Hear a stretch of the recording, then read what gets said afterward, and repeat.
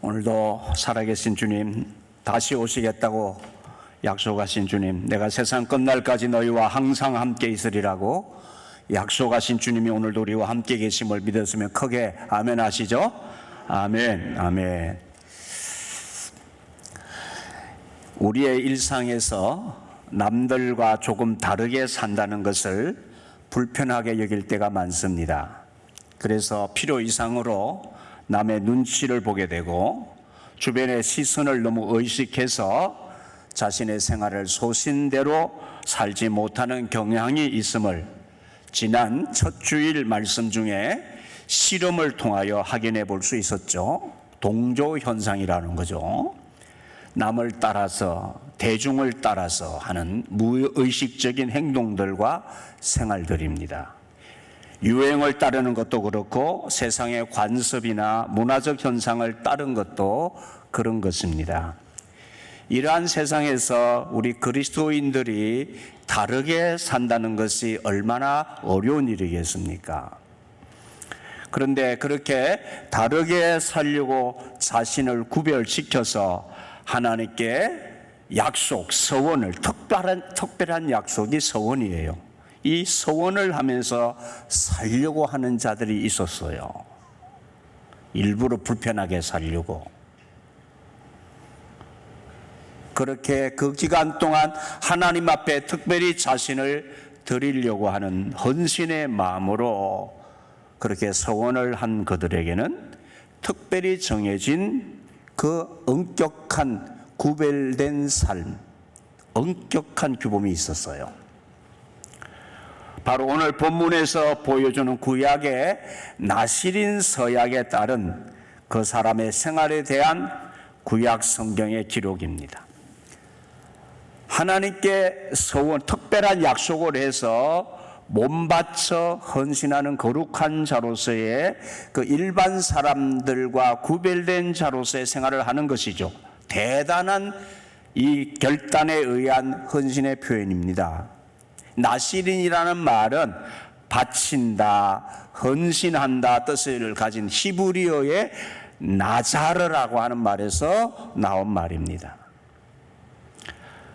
수도자로서의 삶일 수도 있고 독신으로 종신토록 하나님께 자신을 헌신하겠다는 오늘날의 신부와 수녀 같은 서원자나 혹은 목사로서의 서원과 같은 것일 수도 있겠습니다. 하지만 그렇게만 볼 수 없는 당시의 시대적 상황에서의 규범이었기에 오늘 우리의 상황에서 정확하게 일치시켜서 적용할 수 없는 특수한 얘기도 합니다.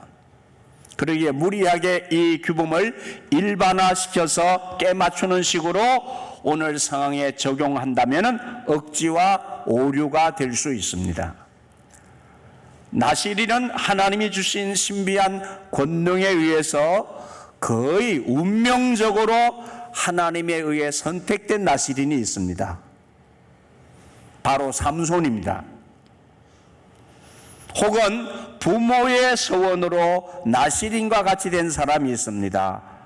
바로 그 어머니 한나의 서원에 의해서 어릴 때부터 하나님께 바쳐진 사무엘입니다. 물론 그는 장성해서 하나님의 뜻으로 받아들이고 그가 그 부모에 의해서 하나님께 바쳐진 나실인의 삶을 받아들여서 후에 선지자 사무엘이 되죠. 그리고 또 후대에 자발적인 서원으로, 본인의 자발적인 서원으로 특별한 신분을 가지게 된 레갑 자손들이라는 특별한 사람들이 있었습니다. 그 사람들이 나실인이었고요. 여러분이 잘 아시는 예수님 마지막 오실 길을 준비하며 광야에서 말씀을 전했던 세례 요한이 나실인이었습니다. 자기가 서원해서 특별히 유대 종파 중에 에세네파 같은 사람들이 자신을 주님 앞에 드리기로 특별히 결정하고 광야에 나가서 수도자적인 생활을 한 사람 나실인들이었습니다. 그러니까 이 나실인의 서약과 그 생활은 당시로서는 전혀 일반적인 상황이 아닌 특별한 경우에 해당하는 일이었습니다. 그런데 이 나시린의 의무가요, 보통이 아니에요. 헌신 기간 동안 나시린은 발효된 음료와 포도주와 독주 등을 마시지 않았습니다. 심지어 포도주로 된 초나 독주로 된 차를 마시지 말아야 했고요. 포도즙도 마시지 말아야 했고 생포도도 건포도도 먹지 못했습니다. 자기 몸을 구별하는 날 동안에는 포도나무에서 난 것은 씨나 껍질이라도 먹지 말아야 했습니다. 왜 포도주는 마시지 못하겠다는 건 좀 이해가 되는데 술이니까 아니 포도도 못 먹게 하고 건포도도 왜까지 못 먹게 했을까? 그 상황, 그때 시대의 상황을 알아야 합니다. 요즘은 우리가 즐길 것이 많습니다.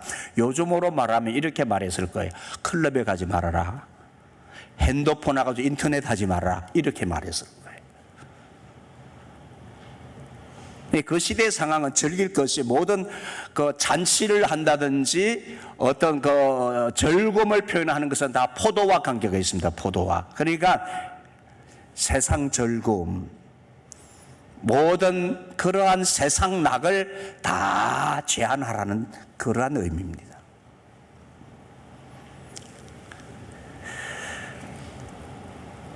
잔치에 가면 포도주를 마실지도 모르기 때문이다. 파티에도 가면 안 됐습니다. 머리카락을 자르지도 않았으며 죽은 시체를 만지지도 않았습니다. 이 죽은 시체를 만지지 않는 것은 정결법 중에서도 특별히 공중위생과 관계가 있기 때문에 그렇습니다. 이 구별된 사람이 병이 전염되어 온다거나 그래서 회중들에게 백성들에게 전염되는 것을 막기 위한 그 강력한 정결예법이기도 했습니다. 그때 시대에 오늘 우리 같은 의료체계 시설이 갖추어지지는 않았던 상황을 생각해야 됩니다.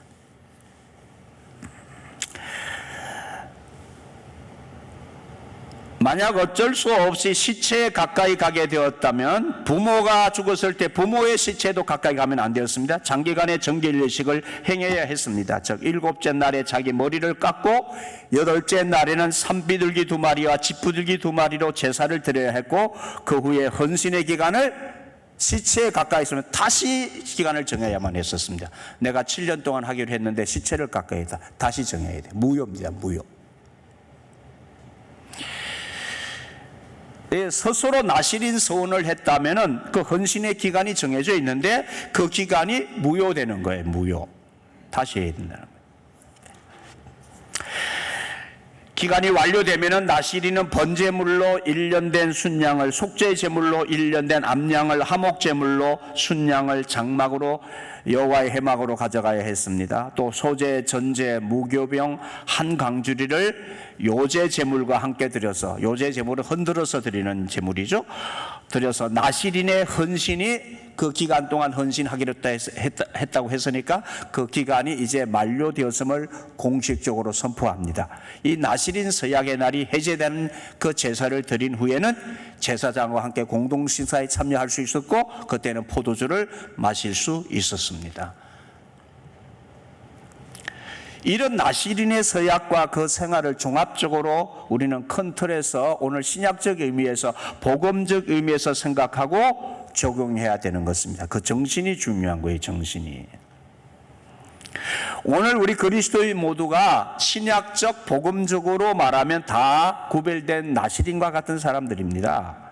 우리 모두가 세례를 받고 하나님의 자녀가 되면은 이 세상에 대해서나 하나님께 대하여 우리는 구별된 사람으로 하나님 자녀다운 삶을 살아야 되는 거예요. 서원을 한 자이기에 특별한 구별된 생활을 해야 되고 서원을 하지 않았으니까 그렇게 살지 않아도 되고 적당하게 죄짓고 적당하게 세상과 타협하고 적당하게 신앙생활을 해야 한다는 법이란 없습니다. 이미 우리는 세례받을 때 하나님의 자녀요 구별된 자이기 때문입니다. 물론 맡은 직임이 중할수록 거기에 걸맞는 더 엄격하고 책임적인 자세와 삶을 살아야 하는 구별된 지도자가 되어야 한다는 것은 두말할 나위가 없습니다. 두말할 필요가 없어요. 그렇다고 해서 일반 성도들이 적당하게 살아도 된다는 뜻은 아니에요. 나시린 서원 자체가 지도자나 일반 사람들이 다 하는 특별한 서원이었고 정해진 기간이 있기도 했기 때문입니다. 이 나시린 서원에 대하여 유명한 이야기가 있습니다. 우리 성막 연구를 하신 강문호 목사님, 우리 감리교회 목사님이시죠? 강문호 목사님의 글에서 이 나시린 서원에 관한 글을 제가 읽었어요. 제2성전시대에, 제2성전시대는 기원전 516년에서 서기 70년까지의 바사, 페르시아죠. 페르시아의 성인과 지원 아래 마지막 세 선지자가 있는데 학개, 스가랴, 말라기 이 세 선지자 시기에 건립된 성전입니다. 바빌론 포로 생활로부터 수르바벨의 지도하에 예루살렘으로 돌아온 이후에 건립된 성전이 제2성전이에요. 이때 수많은 유대인들과 이방 사람들이 유대인들이 믿는 하나님을 다시 믿게 되죠. 그때 이방인들이 하나님을 많이 믿게 되었어요. 그 이방인 중에 하나님을 믿은 디아베네라는 조그만 왕국이 있었어요. 그 왕국을 다스리는 헬렌저라는 여왕이 있었습니다. 이 여왕이 이방인이었지만 하나님을 믿게 됐어요. 그런데 그의 아들이 전쟁터에 나가게 되었습니다. 그래서 어머니는 불안해서, 헬렌저는 불안해가지고 아들을 위해서 하나님 앞에 서원을 해요. 한나처럼 서원을 합니다. 하나님, 만일 내 아들을 전쟁터에서 다시 살아 돌아오게 하시면은 나는 7년간 하나님 앞에 나를 들여서 나시린으로 살겠습니다. 하나님 앞에 헌신을 다짐을 해요. 서원을 했어요. 그의 아들이 전쟁터에서 살아 돌아왔습니다. 서원했으니까 7년간을 하나님 앞에 자신을 드리기로 하고 그래서 나신의 삶을 살았습니다. 마쳤습니다. 7년을 성공적으로 마쳤습니다. 그래서 7년이 지나자 여왕은 예루살렘을 방문했습니다. 그 여왕에게 하나님의 말 토라 율법을 가르쳤던 유명한 랍비에게 찾아갔습니다. 힐렐이라고 하는 유대인 랍비를 찾아가서 자기가 7년간 이 살 때 나시린으로 살 때의 경험을 나누었습니다. 이야기했습니다. 그런데 랍비 힐렐이 이 말을 듣고 말했습니다. 여왕님은 7년간 나시린의 삶을 살았지만 그러나 무효입니다. 왜냐하면 당신은 이스라엘 밖에서 나시린의 삶을 살았기 때문에 이걸 몰랐던 거예요. 자기 땅에서 나시린으로 살면 되는 줄 아는데 나신의 법을 하나 놓쳐버린 거예요. 반드시 이스라엘 땅에서 나시린의 삶을 살아야만 했던 거예요. 그걸 깨닫고 다시 7년을 살았어요.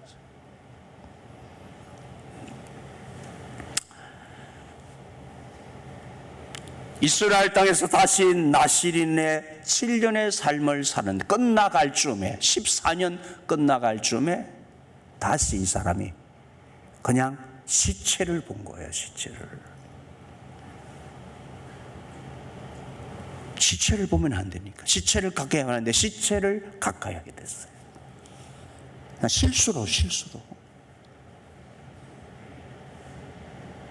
그리고 다시 무효가 돼서 7년을 또다시 나시린의 삶을 살아요. 21년간을 작은 왕국의 여왕이 그 서약 때문에 하나님께 한 서약 때문에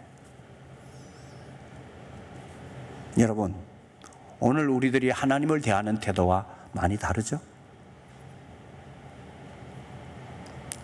나는 죽으면 죽었지 못해. 날 잡으세요 하나님. 저 차라리 죽을게요. 막 이런 태도가 우리 태도잖아. 하나님을 대하는 태도예요.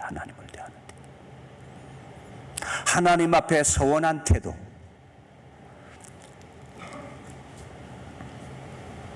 오늘 우리가 하나님을 어떻게 대하는지, 오늘 우리는 하나님 앞에서 내가 하나님의 자녀다움의 삶을 어떻게 살아내고 있는지를 생각해 보아야 하는 대목입니다. 오늘 우리는 이런 헌신이나 하나님의 자녀로서의 구별된 자로서의 하나님을 향한 마음조차, 조그만 마음조차 하나 내어드리기도 어려운 우리들의 모습 아닌가요? 물론 일반적인 것은 아니지만 특별한 경우라 해도 이제는 이런 마음과 이런 자세로 살았다는 것은 전설처럼 들릴 뿐입니다. 여러분 지금 전설처럼 들리죠? 예? 근데 그것이 하나님을 대하는 그분들의 태도였다고요. 금욕과 수도자적인 삶의 가치나 이런 헌신은 물론 우리 기독교가 금욕주의는 아닙니다.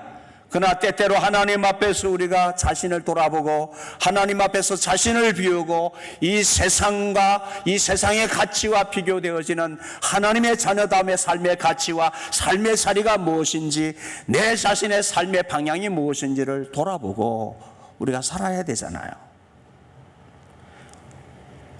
여러분, 이런 가치를 이제는 따분한 일로 치부하고 살기 십상이잖아요. 여러분의 1년을 지나면서 하나님 앞에 자신을 특별히 마음을 드리고 하나님과 깊은 교제를 하기 위해서 금식은 몇 번이나 해보십니까? 그게 아무런 의미 없다고 그냥 단순한 금욕이라고 생각을 하십니까? 이런 가벼운 마음과 생각들이 하나님의 자녀들의 공동체인 오늘 우리 그리스도인들에게서조차 이런 의식이 집단 의식이 되어버리고 있어요. 그냥 가볍게, 그냥 아무렇게나, 그냥 내 생각대로 생활하는 게 그냥 너무 일반화된 집단 의식이 되어버리고 있다니까요. 그래서 이제 어떤 구별된 자의 생활을 위한 경건 훈련이나 결단을 위한 서원이나 약속들, 그것이 그렇게 많은 대가 지불을 하지 않는 그런 작은 것도 포기하기를 싫어하는 편의주의에 물들어 살아가는 우리의 모습입니다. 지난 첫 주일에 우리가 청지기 임원 서약을 하지 않았어요. 제가 하나님 앞에 서약하라는 말을 안 했으면 제가 손을 들고 그냥 하나님 이름으로 맹세하고 서약하는 게 너무 우리가 가볍게 해서 그냥 목사에게 합시다 하고 제가 손 들고 여러분 손 들고 임원들 손 들고 서약했는데 아직 잉크 안 말랐어요. 그 서약 내용에 보면 어떤 것들이 있었는지 보세요. 우리 임원들. 그런데 우리는 지난 한 주간, 첫 주 한 주간 올 한 해 하나님 앞에 우리가 한 해의 첫 시간을 드리고 한 주간만이라도 월요일부터 토요일까지 한 주간만이라도 하나님 앞에 우리가 올해의 생활을 정말 말씀으로 기도로 살겠다고 다짐하는 시간을 가져보자. 이런비 한 주간 특별 새벽기도, 특별히란 말 안 했지만 새벽기도 하자고 하지 않았어요. 그런데 우리는 그 시간 하나 내어드리는 것도 어려워서 전전긍긍하고 살았어요.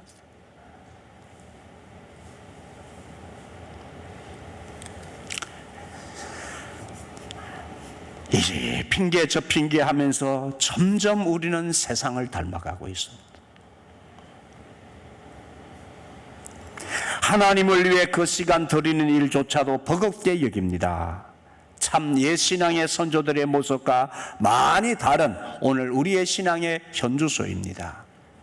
여러분 나시린이었던 삼손의 경우를 잘 기억하시기 바랍니다. 나시린 삼손은 하나님이 주신 능력이 있었습니다.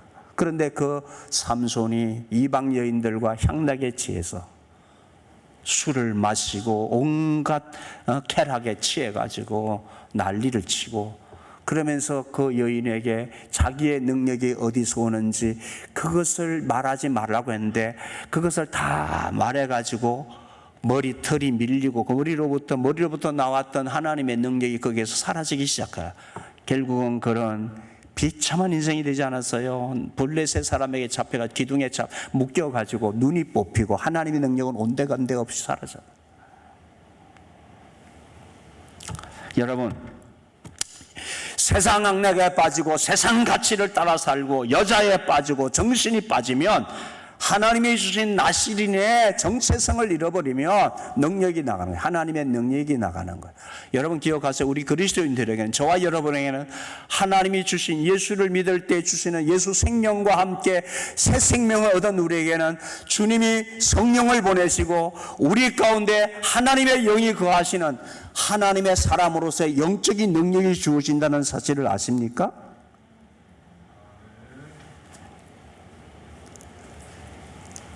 영적인 능력이 있다고요, 우리에게는. 그런데 우리는 우리 자신에게 있는 영적인 능력을 몰라요.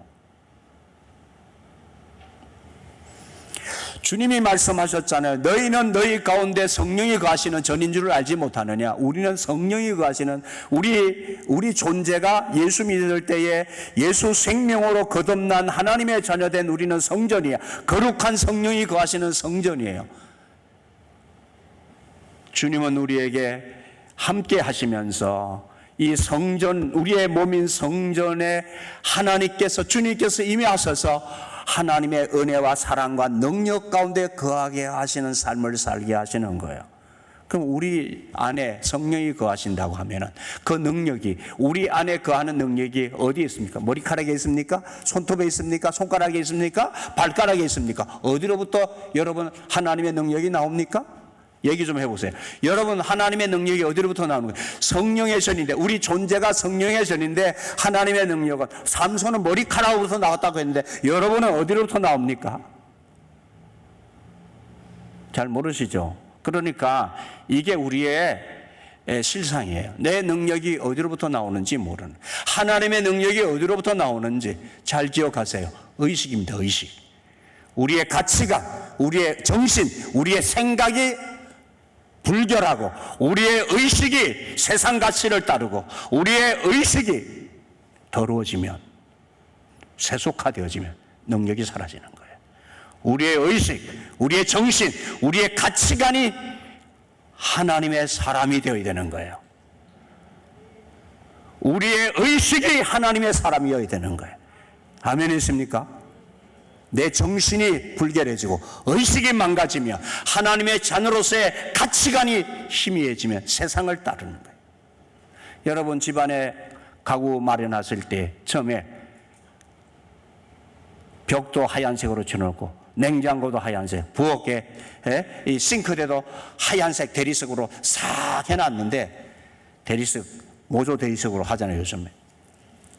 그런데 그 하얀색이 시간이 지나면 살살 설설 퇴색이라도 나중에는 아이보리색이 되어져.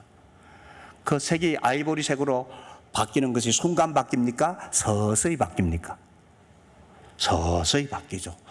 바뀌는 줄도 인식하지 못하는 사이에 서서히 퇴색하듯이 우리 그리스도인 하나님의 자녀다운 우리의 삶이 그렇게 세속을 따르고 세속화되어짐으로 서서히 타락해가는 거예요. 서서히.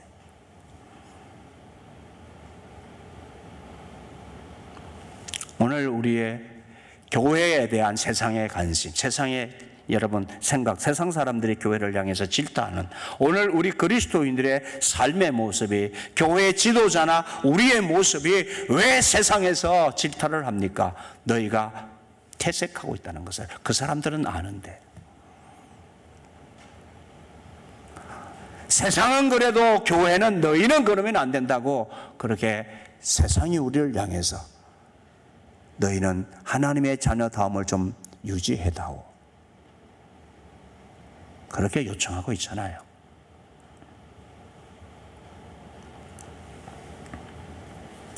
이 능력을 다 뺏겨버렸어요. 우리에게는 하나님의 자녀다움의 능력이 있습니까?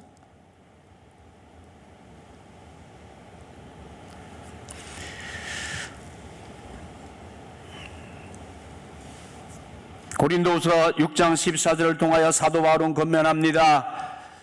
표준 세번역으로 제가 읽겠습니다. 그래서 그림 보시죠. 믿지 않는 사람들과 멍에를 함께하지 매지 마십시오.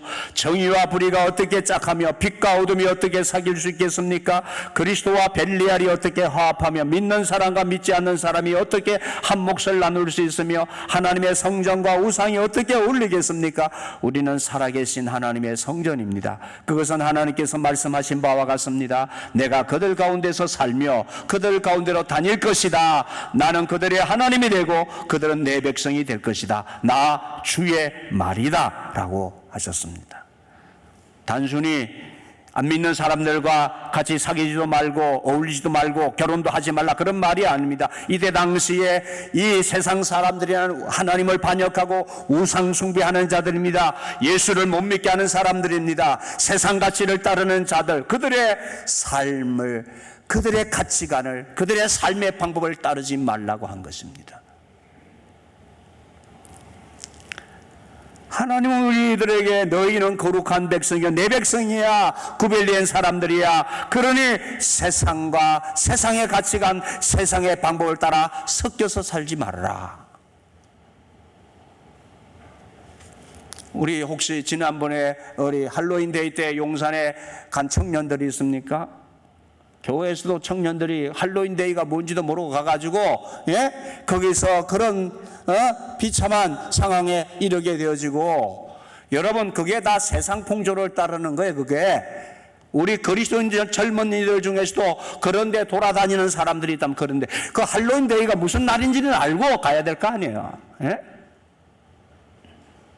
그냥 세상이 좋다고 세상이 만들어낸 문화를 쫓아서 살아가는 그런 생활하지 말라 그 말이에요. 우리는 적당히 세상과 어울리며 남들이 가진 세상의 즐거움이나 안락을 누리며 하나님의 나라보다 이 세상이 더 좋다고 여기며 살아가려고 하지 않습니까? 세상과 친구가 되며 그리스도인이라고 하는 이 이름의 명예도 양심과 신앙도 팔아넘기는 그런 삶에 점점 익숙해져 가고 있지 않느냐 말입니다. 우리가 하나님의 자녀가 아니라면 상관없습니다. 사람들 모두가 돈과 쾌락을 쫓아다니며 살아가니까 그렇게 산들 어떻겠습니까? 그러나 먹고 살고 살다가 죽으면 그만이라고 생각하니 별 수 없는 일입니다. 그런데 우리는 아니에요. 우리는 하나님의 나라를 위해서 사는 사람들, 이 땅에 하나님의 나라를 이루기 위해서 살아가는 사람들이에요. 하나님의 성도야 백성입니다. 나시린입니다. 이 세상에 하나님의 나라를 이루고 살아야 될 책임을 갖고 사는 자들이에요. 목사인 저를 비롯하여 우리 교회 지도자들이 먼저 회개해야 됩니다. 이 영권을 잃어버린 것, 이 세속화되어진 것을 회개해야 합니다. 교회의 타락은 지도자들의 타락이 먼저입니다. 하나님의 인정을 받는 삶, 그리스도인의 구별된 삶은 속박이 아니에요. 이것은 은혜입니다. 은혜예요. 하나님께서 애굽에 10번째 재앙을 내리실 때에 애굽 백성의 신분 고하가 아무런 영향을 주지 못했습니다. 왕위에 앉아있는 바로의 장자로부터 맷돌 뒤에 있는 몸종의 장자가 모두 다 하나님의 심판을 받아 죽었습니다. 바로 왕처럼 애굽에서 가장 높은 자리에 앉아있느냐, 아니면 몸종처럼 맷돌 뒤에 있어 존재감 없는 존재로 살아가느냐, 그거 중요하지 않았습니다. 애굽 땅에 있는 모든 장자가 죽임을 당했어요. 공동체가 중요하고 공동체에 바로 왕이라는 지도자가 중요해요. 지도자가 다 심판받았어요. 성도들도 정신을 차려야 되고 지도자는 말할 것도 없고, 우리가 무엇을 찾아 무엇을 쫓고 있는지, 신앙생활이 무엇을 말하는 것인지 오늘 다시 생각해야 합니다. 세상에 있는 것들이 다 나쁜 것은 아니에요. 우리가 물 한 컵 이거 마시는 이 물 하나님이 주셨잖아요. 사람 못 말자는 이거. 이 꽃 한 송이, 아무리 재주가 뛰어나서 우주를 돌아다니는 인간이 꽃 한 송이 못 만들잖아요. 내가 먹는 쌀 한 톨 인간이 못 만들잖아요. 우리 하나님 없이는 살 수 없어. 하나님이 이미 주신 것으로 사는 거예요. 하나님을 알든 모르든, 하나님을 믿든 안 믿든 하나님의 주시는 은혜로 이 세상은 살아가는 거예요. 아멘이시죠? 하나님 주신 선한 것들이 얼마나 많은데요.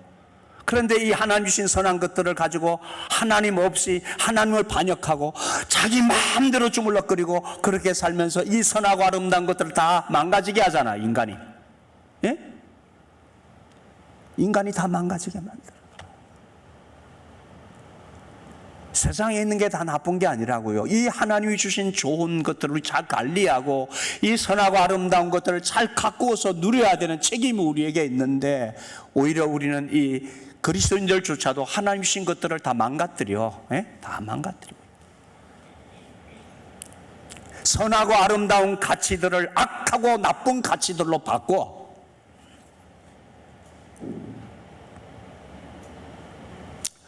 주님 말씀하셨죠.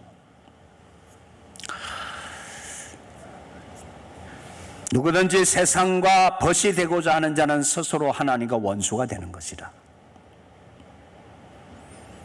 그러기에 우리는 사람을 기쁘게 하려고 하지 말고 오직 우리 마음을 감찰하시는 하나님을 기쁘시게 하는 삶을 살아야 합니다. 여러분, 예수님께서 마태복음 6장 33절에 우리에게 기도를 가르치실 때 너희가 무엇을 구해야 하는지를 정확하게 알려주셨죠. 너희는 먼저 하나님의 나라와 그의 의를 구하라. 그리하면 이 모든 것을 너에게 더하시리라. 이 모든 것은 하나님의 나라와 의를 구하고 살면 이 모든 것을 너에게 더해 준다. 그러면 이 모든 것은 우리는 흔히 내가 필요로 하는 것, 내가 생각하는 것은 내가 기도하면 다 받는다, 그건 말이 아니에요. 여기에 주제는, 이 주님이 가르치는 기도의 주제는 하나님의 나라예요. 하나님의 나라와 하나님의 의예요. 우리가 하나님의 나라와 의를 구하면 우리가 정말 누려야 되는, 정말 우리가 필요한 것을, 하나님의 나라를 우리에게 주신다는 거예요.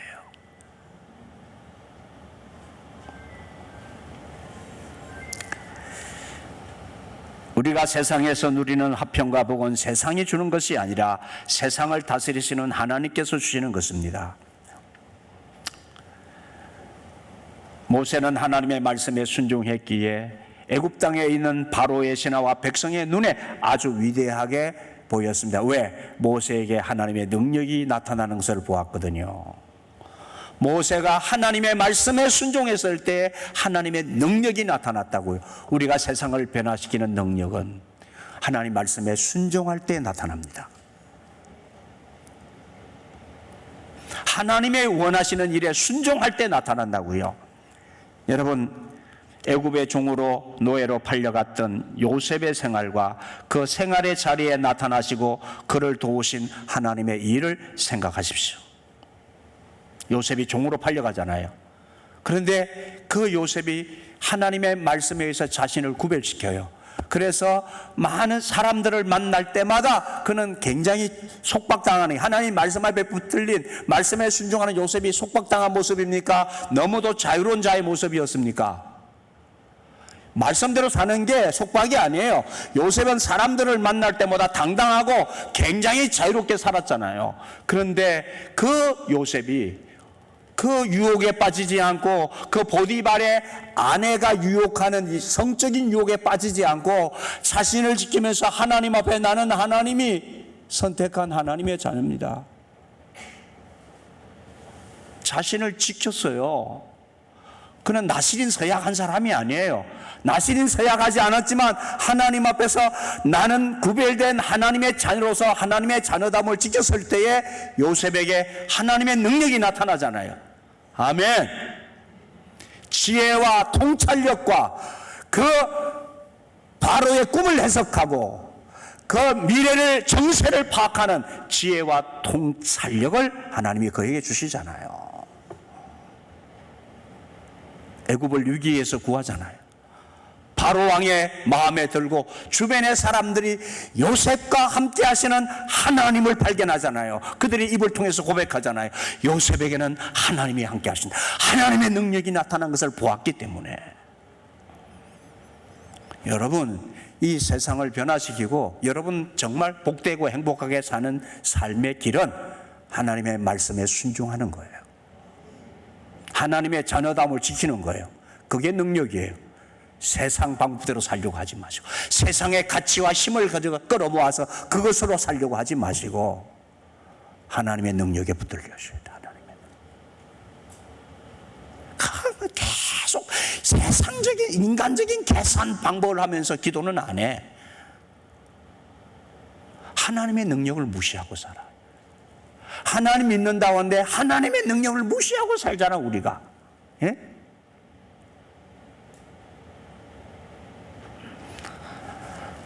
하나님 안 믿는 거죠. 하나님의 능력을 안 믿는다는 것은 하나님 자체를 안 믿는 거예요.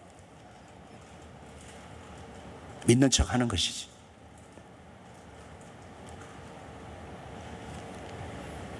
오늘 그리스도인의 정체성과 우리 하나님의 자녀의 힘은 구별, 곧 성결에 있습니다.